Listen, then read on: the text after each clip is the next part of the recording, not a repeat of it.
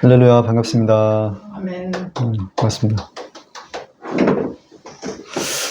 오늘 6월 11일 주일 예배를 시작하도록 하겠습니다.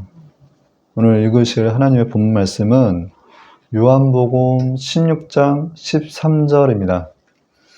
그러나 진리의 성령이 오시면 그가 너희를 모든 진리 가운데로 인도하시리니 그가 자유로 말하지 않고 오직 듣는 것을 말하시며 장래일을 너희에게 알리시리라. 아멘. 아멘. 오늘 읽으신 본문 말씀 근거로 해서 너희가 예수를 믿을 때 성령을 받았느냐 라는 제목으로 은혜의 시간을 갖도록 하겠습니다.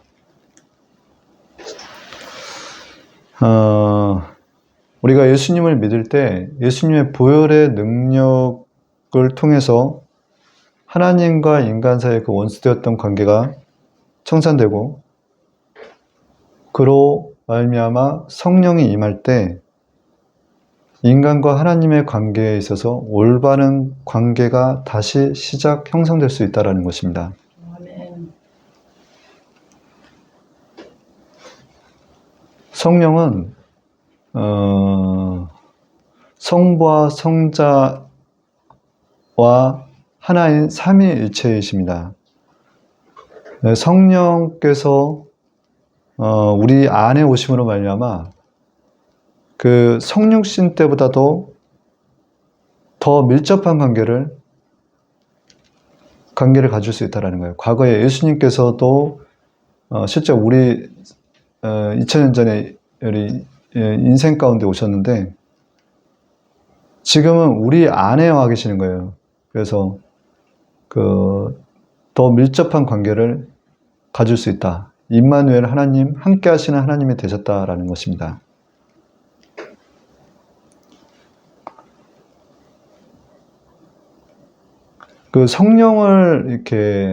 성령님에 관해서 이렇게 언급하는 부분들이 있는데, 조직신학에서 성령론에 대해서 두 가지로 보는 거예요.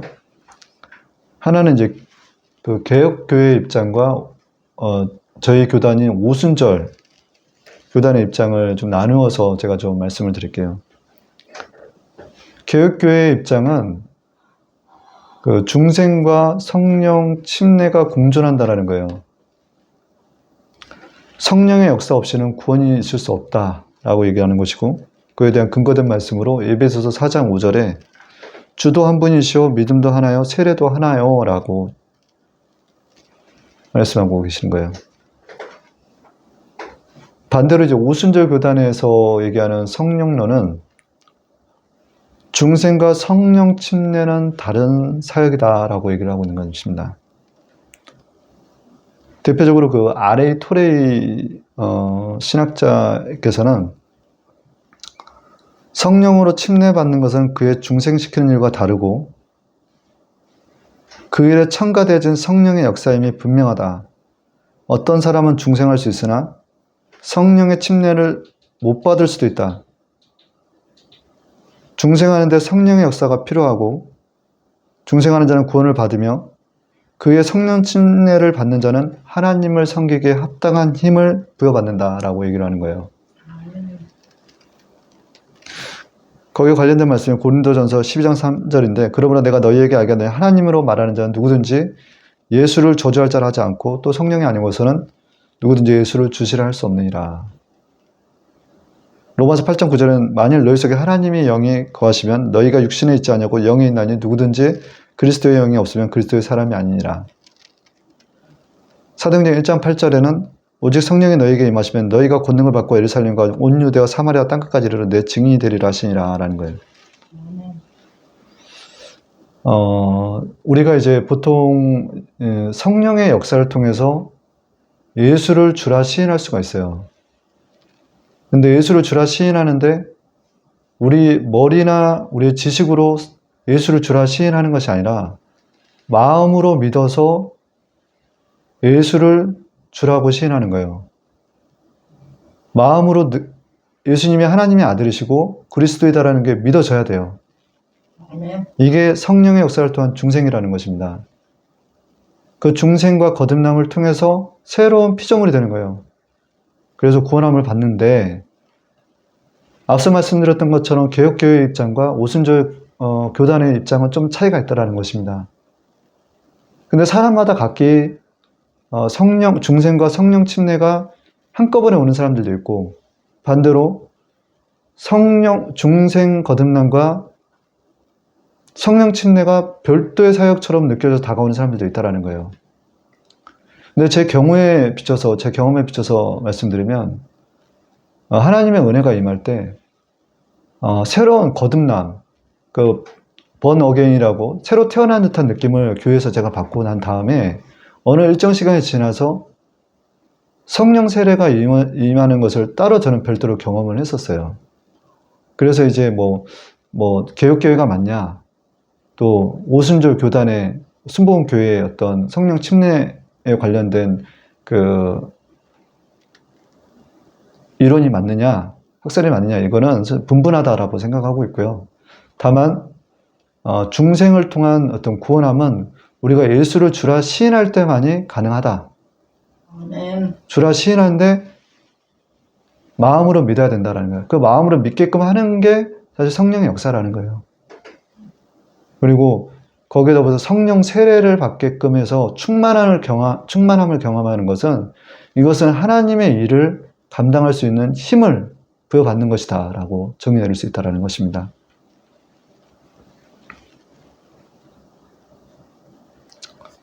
우리가 이제 교회에서 이렇게 보면, 어떻게 하나님의 일을 잘 감당할 수 있으려면요, 사실, 성령 침례, 성령 세례를 받는 게 맞아요. 우리가 이제 중생 정도에서 나는 그냥 구원함을 받았다라는 거에 만족하시지 마시고, 정말 내가 하나님의 예수님을 따르는 무리가 아닌 제자가 되기를 원하신다면, 성령의 침례의 충만을 경험하셔야 된다는 것입니다. 내가 무리가 될 것인가, 예수님의 제자가 될 것인가는 우리가 하나님 앞에 우리가 얼마만큼 더 적극적으로 나가느냐에 따라 저는 달려있다라고 생각합니다. 아멘. 그래서 히브리서 4장 16절에는 그러므로 우리는 긍휼하심을 받고 때를 따라 돕는 은혜를 얻게 하여 은혜의 보좌 앞에 담대히 나아갈 것이니라 라는 거예요. 일단 내가 그의 긍휼하심을 돕는 은혜, 성령을 받기 위해서 예수님 앞에 나가야 되는 거예요. 예수님 앞에. 갈보리 십자가 앞에 나가야 되는 거예요. 아까 이제 중생과 거듭남은 이렇게 새로 다시 태어난다라는 의미인데, 비유적인 어떤 성경 말씀이 에스겔서 47장 1절에서 12절에서 정확하게 잘 나타나 있습니다. 그가 나를 들고 성전문에 이르시니 성전의 앞면 동쪽으로 향하는데 그 문지방 밑에서 물이 나와 동쪽으로 흐르다가 성전 오른쪽 제단 남쪽으로 흘러내리더라 라는 거예요. 그 사람이 손을 잡고 동쪽으로 나아가며 천척을 측량하는 내가 그 물을 건너게 하시니 물이 발목에 오르더니 다시 천척을 측량하고 다시 내게 물을 건너게 하시니 물이 무릎에 오르고 다시 천척을 측량하고 내게 물을 건너게 하시니 물이 허리에 오르고 다시 천척을 측량하시니 물이 내가 건너지 못할 강이 된지라 라는 거예요. 여기에서 얘기하는 성전에서 나오는 생수는 사해 바다, 죽은 바다를 살리는 생수가 되는 것이에요. 물이 근원이 되는 거예요.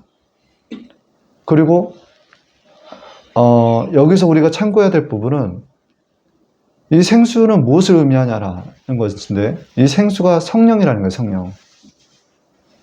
우리가 성령이 발목에 차느냐, 무릎에 차느냐, 허리에 차느냐, 머리까지 잠기느냐라는 거예요. 어느 단계에 와 있냐라는 거예요, 우리가. 그래서 머리에 차오를 때까지 우리는 은혜의 보좌 앞에 돕는 은혜를 구해야 된다는 것입니다. 아멘. 그래서 성령에 대한 비유를 생수라고도 얘기하고, 바람과 같다라고 얘기하고도, 불과 같다라고 하고, 예수님께 임한 성령은 비둘같이 임한 성령이에요. 저의 경우는 성령께서 바람처럼 임하셨습니다.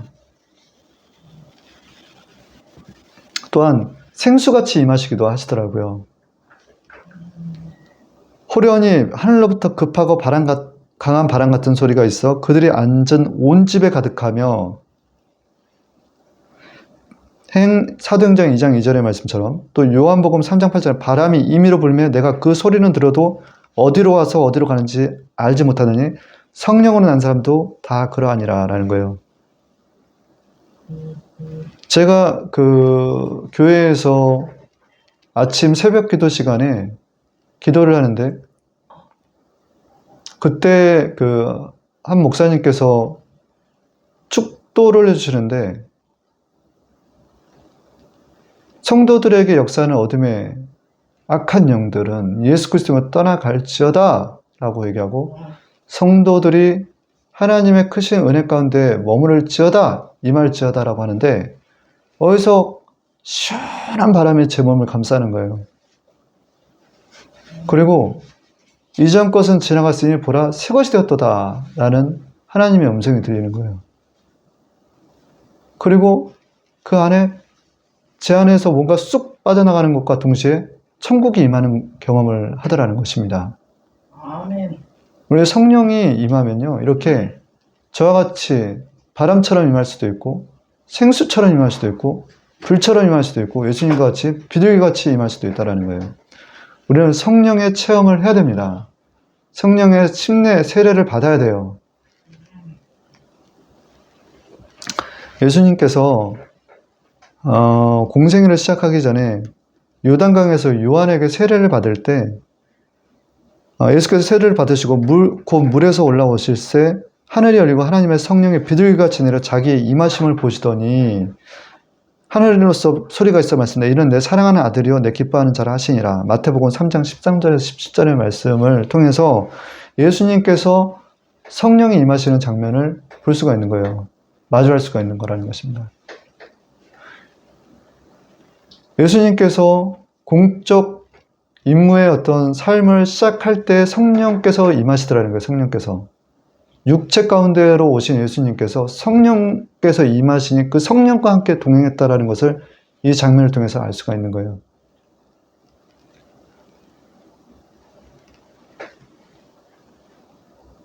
예수님께서 성령과 함께 사역하셨다라는 말씀이 누가복음 4장 18절에서 19절에 나와 있는데 주의 성령이 내게 임하셨으니 이는 가난한 자에게 복음을 전하게 하시려고 내게 기름을 부으시고 나를 보내사 포로된 자에게 자유를 눈먼 자에게 다시 보게 함을 전파하며 눌린 자를 자유케 하고 주의 은혜를 전파하게 하심이라 라는 거예요.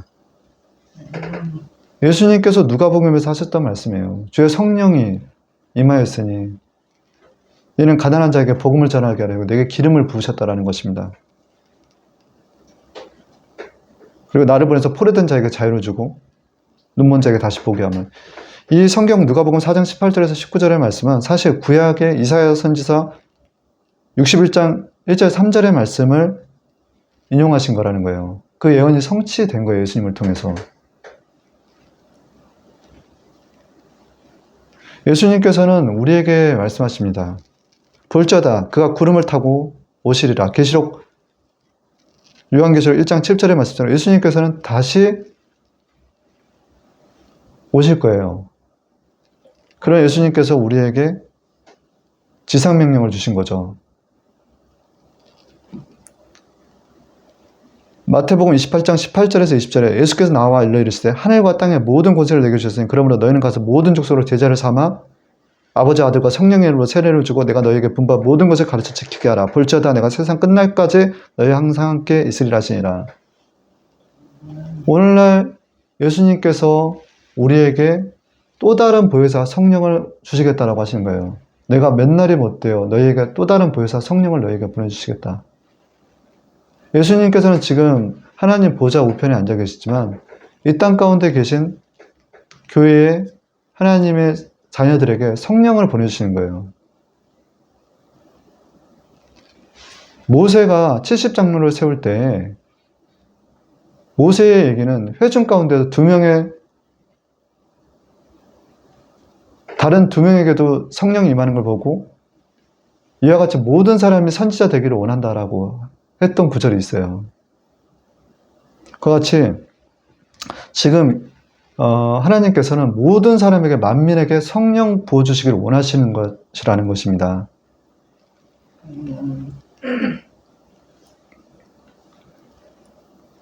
우리가 성령을 받을 때만이 하나님께서 맡겨주신 이 땅 가운데 그 사명을 감당할 수 있어요. 하나님께서 우리에게 모델이 되어주셨다는 것은 예수님께서 육체 가운데 성령과 동행하면서 하나님의 일을 하실 수 있었던 것처럼 우리 또한 육체 가운데 계신 육체 가운데 성령께서 우리 안에 오심으로 말하면 하나님의 일을 할 수 있게끔 해주신다는 그 모델이 되어주셨다는 것을 우리는 상기시킬 필요가 있다는 것입니다. 아멘.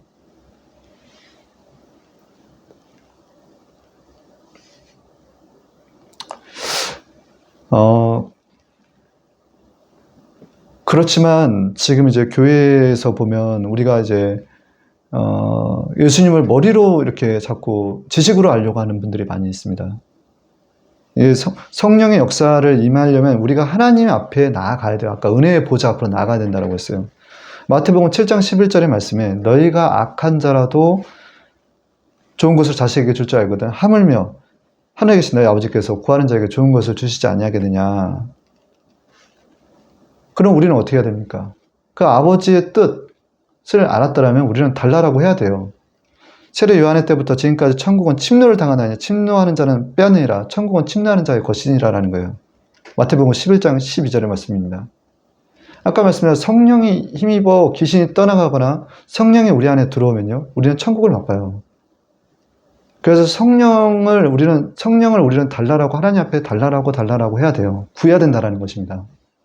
그러나 많은 사람들이 교회 성도들이 중생의 경험 정도에서 발목 정도 차오르는 정도에서 허리 정도 차오르는 정도에서 머물고 있지는 않나 싶은 거예요. 정말 하나님의 일을 감당할 수 있으려면 그 성령의 그 생수가 머리까지 차올라야 돼요. 아멘. 그럴 때만이 그 생수, 그 성령에 힘입어서 우리가 그 성령에 힘입어서 죽어가는 영혼들을 살릴 수가 있다는 거예요.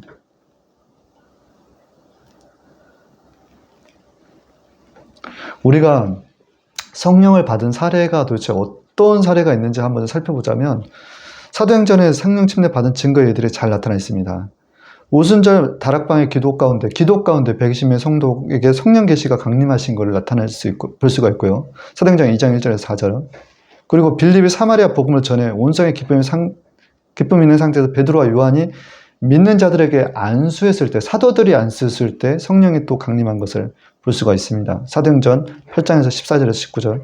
또 다메섹 도상에서는 예수님을 만난 그 사울이 눈에 멀어가지고 나중에 주님의 제자 아나니아에게 안수를 받고 눈이 열려 성령의 세례를 받는, 성령의 충만을 받는 것을 사도행전 9장 17절에서 18절에 또 볼 수 있고요. 가이사의 고넬료의 집에 베드로가 초청을 받아서 말씀을 전할 때 성령께서 강림하시는 것들을 확인할 수가 있습니다. 또 바울은 에베소의 12명의 제자에게 너희가 믿을 때 성령을 받았느냐라고 했을 때 나는 예수는 알지만 성령의 계심도 알지 못한다고 했을 때 바울이 안수하자 그들에게 성령이 임하시더라는 것을 사도행전 19장 1절에서 7절에서는 알게끔 해주시더라는 거예요. 그러면 무슨 얘기냐면 우리가 모여 힘써 예배에 힘써 기도할 때 또 우리가 주의 종의 말씀을 듣고 설교를 들을 때 주의 종으로부터 안수를 받을 때 또 하나님의 그 사도 바울과 같이 직접적으로 찾아가 주셔서 만나는 경우도 있다는 거죠. 이렇게 성령을 받으면 새로운 사람이 되어가는 거예요. 하나님의 일꾼이 되어가더라는 것이죠. 성령은 우리의 몸을 성전 삼아 계십니다. 예수님께서 요한복음 12장 19절에서 21절에서 보면은 예수께서 대답하셨어요. 내가 이 성전을 헐라 내가 사흘 동안 일으키리라. 유대인들이 갈 때 이 성전은 46년 동안에 지었건데 내가 3일 동안 일으키겠느냐 하더라. 그러나 예수는 성전된 자 이 육체를 가리켜 얘기함이라 하는 거예요. 성전이 어디냐? 우리 몸이라는 것이죠. 몸. 예수님의 성령이 임하는 것은 우리 몸으로 임하는 것입니다. 그래서 우리가 성전이 된다는 거예요. 아멘. 반대로 귀신의 집도 될 수 있는 게 우리 육신의 몸이라는 거예요. 귀신을 쫓아내는 것이면 하나님의 나라가 이미 너희에게 임하였느니라. 성령을 힘입어 귀신을 쫓아내는 것이 하나님의 나라가 너희에게 임하느니라. 여기서 이제 그 가다라 지방과 그 다음에 거리 지방의 마태복음 8장 28절과 누가복음 8장 26절에는 두 명의 귀신 들린 자와 군대 장관 귀신 들린 자가 하나님의 아들 예수를 만나는 장면이 있어요. 그들이 예수님께 나한테 하나님의 아들이여 왜 내게 왔느냐라고 했을 때 그들의 몸에서 떠나가라 할 때 수많은 군대 귀신이 돼지돌에 들어가서 몰사하는 장면이 나타나 있고요. 또 마태복음 12장 43절에서 45절에는 더러운 귀신이 사람에게서 나갔을 때 물 없는 곳을 다니며 시기를 구하되 얻지 못하고 이로 가로되 내가 나온 내 집으로 돌아가리라 하고 와서 보니 그 집이 비고 소재되고 수리되었거늘 이에 가서 저보다 더 악한 귀신 7을 데리고 와서 들어가서 그 안에 그 사람의 나중 형편이 전보다 더욱 심하게 되니라. 이 악한 세대가 또한 이렇게 되느니라.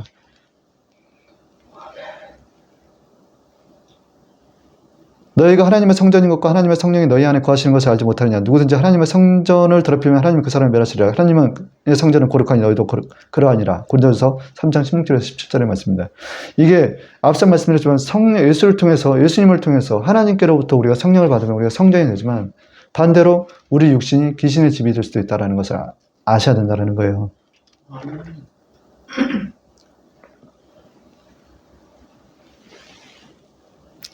그렇게 우리는 이 성도들이 교회 안에서 성령으로 하나 될 때, 성령의 하나 매는 띠로 될 때 하나님의 교회로서 거룩한 그 사명을 잘 감당할 수가 있다는 것입니다. 성령 세례 충만을 받게 되면요, 우리의 세포 하나가 완전히 바뀌게 돼요. 그렇게 해서 죄와 사망의 법인 율법에서 벗어나서 생명의 법인 성령의 법을 따라 살 수 있게끔 하시더라는 거죠. 이렇게 성령 침례, 성령 충만이 지속이 되면 우리가 바른 십자가의 길을 갈 수가 있습니다. 이단에 빠질 수가 없어요. 성령을 받아야 되는 이유가 분명한 것입니다. 첫 번째, 진정한 자유는 위로부터 온다라는 거예요.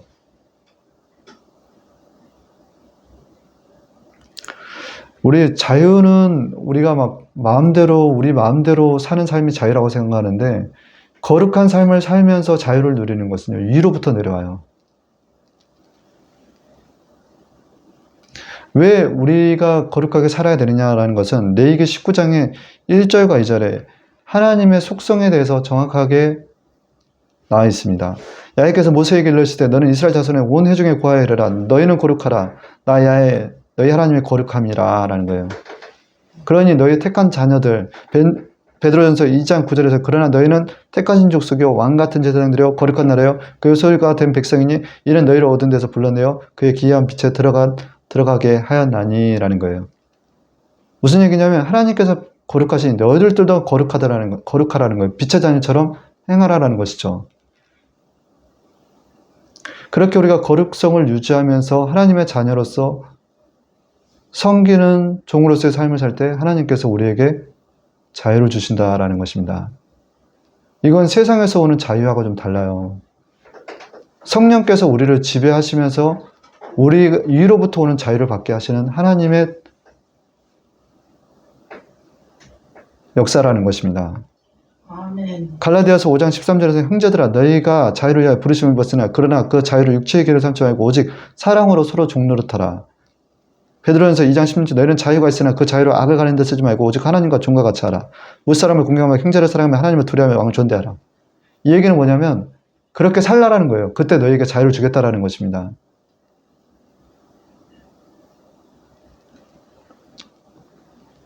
두 번째는 성령께서는 우리를 장사시키시더라는 거예요. 이렇게 우리가 거룩성을 유지하려고 그 거룩성을 통해서 진정한 자유를 찾아가면서 살다 보면 예수님과 같이 마치 장사되는 것 같다라는 거예요, 장사. 근데 우리가 장사되지 않으면 사실 우리에게 부활이 없어요. 우리 성도들은 이런 생각을 해보죠. 장사는 우리 예수님 한 분으로 족합니다. 십자가에 달리신 예수님 한 분으로 족해요. 우리는 장사될 필요 없어요. 이 땅 가운데 평안하게 살면서 예수님, 우리 죽고 난 후에 예수님 앞에 섰을 때, 하나님 앞에 섰을 때 우리 부활하면 돼요 라고 생각하는 사람들이 되게 많아요. 근데 사실상은 우리가 장사되지 않으면 부활될 수가 없다는 거예요. 왜 하나님께서 우리를 장사시킬까요? 그것은 예수님을 통해서 알 수가 있는 거예요. 예수님이 육체로 오셨죠. 그러나 예수님은 어떠세요? 죄도 없고 흠도 없고 완전하신 인간이지만 완전하신 하나님의 아들로서 이 땅 가운데 오셨는데, 육체로 오셨는데 그 안에 성령과 함께 하신 거잖아요. 그러나 우리는 우리가 육체 가운데서 성령과 함께 살아가지만 우리 안에 뭐가 있느냐? 죄성이 자리하고 있다는 겁니다. 이 죄성을 장사시키지 않으면 예수님과 함께 부활할 수가 없기 때문에 그렇다는 거예요.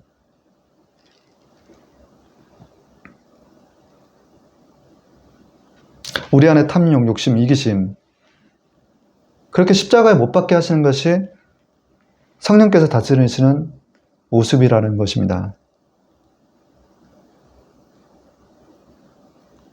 사실요, 내가 장사될 때 하나님과 내 이웃에게는 가장 좋은 모습일 수도 있어요. 내가 장사되는 것 같은데 그 모습이 연약해 보이지만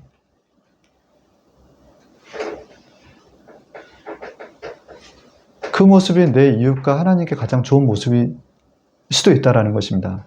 왜냐하면 인간은 교만하기 때문에 그래요. 아멘. 하나님께 낮춰버리시면 높일 자가 없거든요. 높이면 낮출 자가 없어요. 우리 어떤 하나님의 일을 하면서도 무언가 하나님께서 기적과 같은 일을 만들거나 여러 가지 하나님의 역사, 하나님의 일하심이 느껴질 때 우리는 보통 하나님께 영광 돌리기보다는 내가 했다는 얘기를 많이 하거든요. 내가 했다. 그렇기 때문에 하나님께서 우리를 장사시키시는 건데, 그렇게 장사시키는 방법이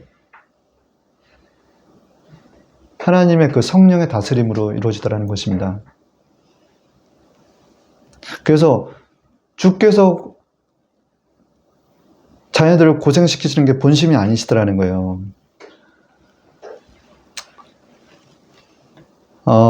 예수님께서는 우리에게 말씀하시기를 이미 목욕한 자는 발밖에 씻을 필요가 없느니라. 온몸이 깨끗하냐 너희가 깨끗하나 나는 다는 아니니라 하시니 요한복음 13장 10절에 말씀을 주셨죠. 우리는 성령의 역사로 말미암아 예수님을 통해서 구원받았습니다. 그러나 목욕은 했는데 온몸이 깨끗하지만 그렇게 목욕한 자는 발밖에 씻을 필요가 없다는 거예요. 발을 통해서 우리 하나님께서 우리의 자유를 위로부터 받게 하시는 자유를 경험케 하시더라는 거죠. 그렇게 해서 장사를 시키시는 거예요. 마태복음 16장 24절에서 26절에는 예수님을 따르는 제자들에게 이런 말씀하십니다. 아무든지 누구든지 나를 따라오려거든 자기를 부인하고 자기 십자가를 지고 나를 따를 것이라. 누구든지 제 목숨을 구원코자 하는 자는 잃을 것이요 누구든지 나를 위하여 제 목숨을 잃으면 찾으리라. 아멘. 그렇게 자기 부인과 자기 십자가를 지게끔 하시더라는 거예요.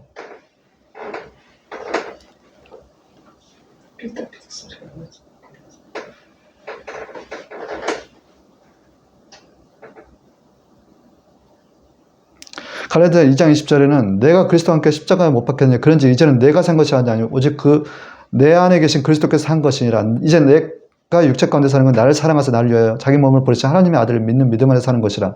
내가 하나님의 은혜를 패하지 아니하노니 만약 의롭게 되는 것이 율법으로 말미암으면 그리스도께서 헛되이 죽으셨느니라. 이 말씀이 다가와야 돼요. 로마서 6장 3절에서 4절의 말씀에 무릇 하나님 그리스도 예수와 함께 합하여 세례를 받은 우리는 그의 죽음과 합하여 세례를 받은 줄을 알지 못하느냐. 그러므로 우리가 그의 죽음과 합하여 세례를 받음으로 그와 함께 장사되었나니 이는 아버지의 영광으로 말미암아 그리스도를 죽은 자 가운데서 살리심과 같이 우리 또한 그 새 생명 가운데서 행하게 하려 하심이라. 세 번째는 하나님의 자녀로서 변화시키더라는 것입니다.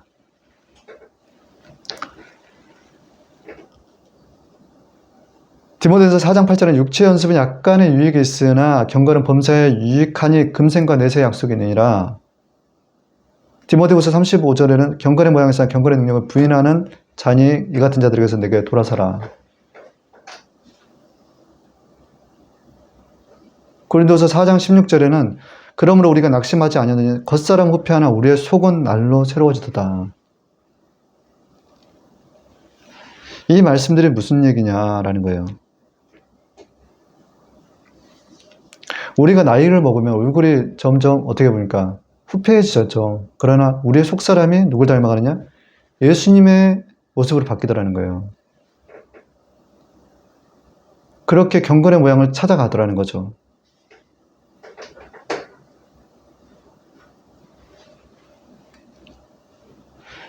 그렇게 해서 경건의 모양을 찾는 가운데서 우리가 하나님의 자녀로서 가장 유의해야 될 부분이 무엇일까요? 그것은 우리의 말이라고 생각합니다. 말. 우리의 말이 많으면 실수가 많아요. 또 말이 많으면 자기 자랑할 때가 많고,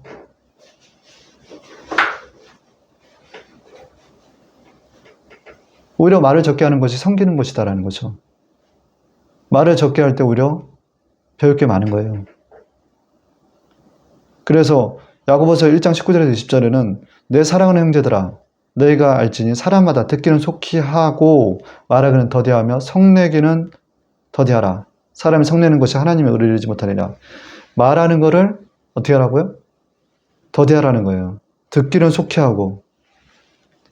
이렇게 하나님의 품성을 지니게끔 하나님께서는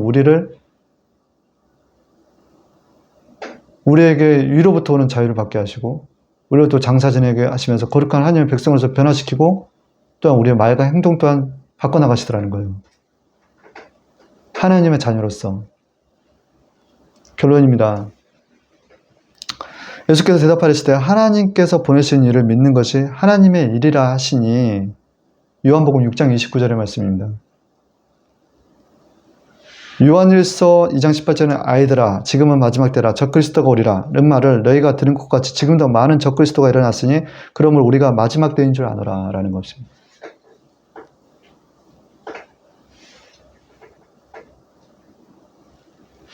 지금 이제 하나님의 일을 하려면 하나님의 일이라는 게 하나님께서 보내신 일을 믿는 일이잖아요. 그죠? 우리가 사람의 일을 하는 것이 아니라 하나님께서 보내신 일을 예수 그리스도를 믿는 일이 하나님의 일이라는 거예요. 그 일을 하기 위해서는 우리가 성령의 침례와 충만을 받지 않으면 힘들어요. 우리가 성령의 세례를 받지 않으면 하나님의 자녀로서 변화되기가 매우 힘들다라는 것입니다.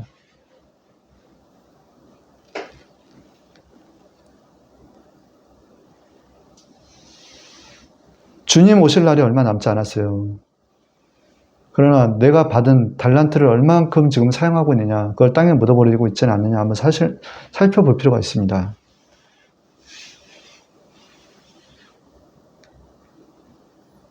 아니, 교회에 와서 성령 받은 게 그렇게 중요해? 라고 생각할 수도 있어요. 그러나 살리는 것은 영이니 육은 무익하니라라는 것을 아셔야 됩니다. 왜냐하면 내가 성령 세례를 받았다고 해서 성령 침례를 받았다고 해서 이 단회적인 게 지속되는 게 아니에요. 계속 성령 충만해야지만이 우리가 하나님의 자녀로서 이 땅 가운데 삶을 살아갈 수 있고 하나님의 일을 할 수가 있다는 것입니다. 그렇지 않으면 세상 가운데서 이미 적그리스도가 왔다라고 얘기했는데 많은 미혹의 영으로부터 벗어나지 못해요. 우는 사자와 채 삼키려는 그들에게 사로잡힐 수 있음을 아셔야 된다는 거예요.